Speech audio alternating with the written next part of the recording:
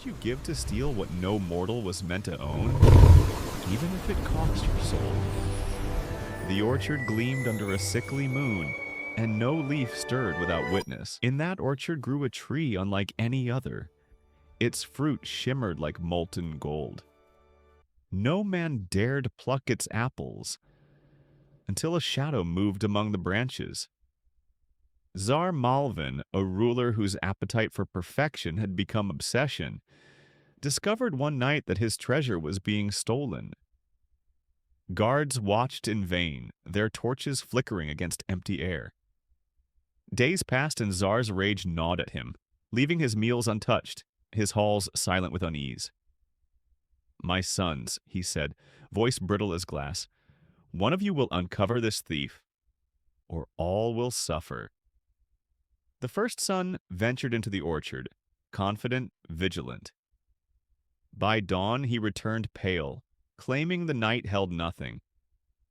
The second fared no better, trembling as shadows danced on the wind. The youngest, Prince Errand, refused to sleep. Every rustle, every glimmer he pursued. Midnight brought a soft glow, then a firebird, its feathers bleeding light, pecking at the golden fruit. Errand crept forward, heart hammering, but the bird, with a scream like metal on bone, vanished, leaving only one iridescent feather. He returned to his father, feather in hand. Tsar Malvin's anger softened into a cold curiosity. "Find the bird," he commanded. "Bring it to me, and perhaps we may understand its power." Aaron set out alone. Days turned to nights, nights to desolation. In a meadow, he discovered a monolithic stone, etched with a cruel choice. Straight lies starvation. Right, death of your steed. Left, your own life ends, your mount survives. Aaron chose right.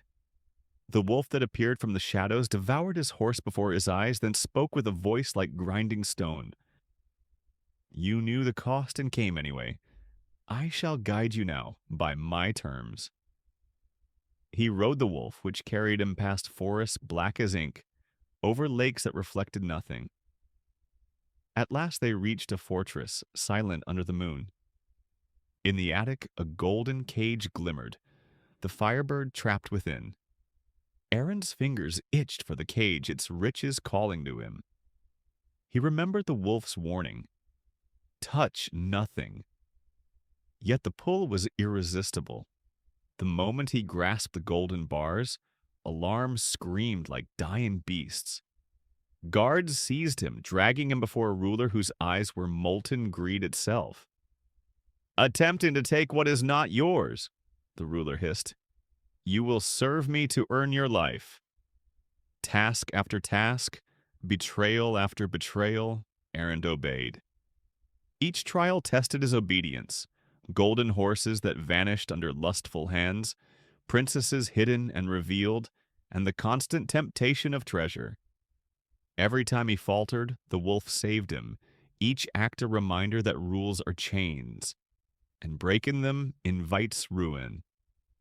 Finally, Aaron returned home, triumphant, or so he thought. Exhausted, he rested by a stream.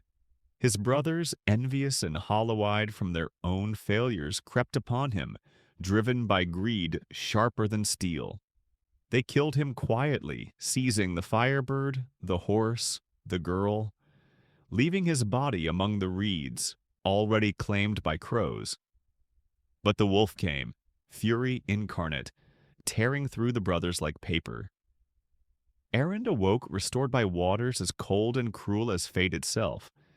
Yet his victory was hollow, for when he returned home, triumphant, he found his kingdom in ruin. His father had died in despair, his people scattered, and the treasures he had risked everything to acquire had turned the hearts of men to rot. The Firebird, restless and untamable, flew from his grasp. The golden horse, cursed by his own lust, collapsed into dust beneath him. And the princess, once a prize of beauty and cunning, fled into the shadows, leaving only a whisper of her betrayal. Aaron stood alone, surrounded by the spoils of ambition and the corpses of those he loved and those who loved him. In the reflection of the blood-red moon, he finally understood.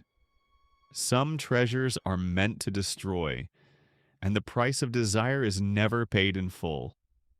The orchard waits still, its golden fruit gleaming under the indifferent stars, ready for the next fool who dares reach for what is forbidden. The firebird's scream echoes as a new shadow moves among the golden branches, another soul about to learn the same lesson. And in the wind, Aaron's last whisper, "Greed is a cage from which even the wisest cannot escape."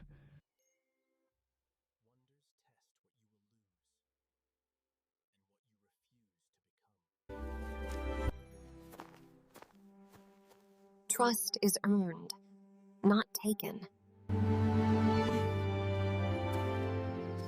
Guards, stand down.